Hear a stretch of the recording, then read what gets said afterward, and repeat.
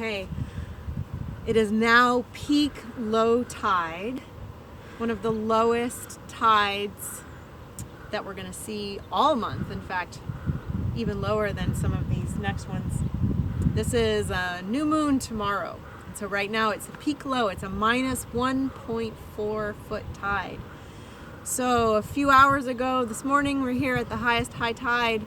And if I was standing at this spot, I would have been half of my body underwater. So you can see how much this water level has dropped, over 7 feet in the last 6 hours.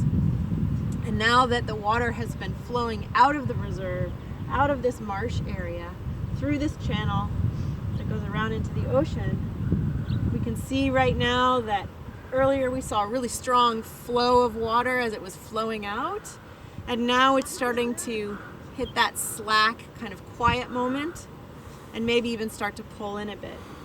So you can see the exposed mud here.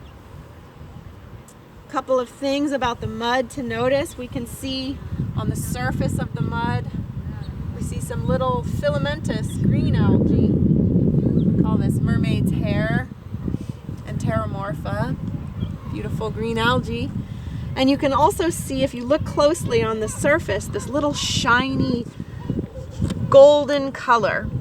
There are benthic diatoms and cyanobacteria that are sitting in this mud right on the surface, photosynthesizing, and little crabs and snails will crawl over this, and the snails will graze this off. So you can even see in some places where little bubbles of oxygen come. If you look in the mud here, you can see all these footprints of birds. Really testament to how many organisms are coming to take advantage of the low tide and access all of the food that's hidden out of sight here. There are tons and tons of clams and worms, shrimp, burrowed down into this mud safely out of sight. And these birds are going to come and stick their long bills and try to catch them. The crabs will come out and try to eat as well. So beautiful.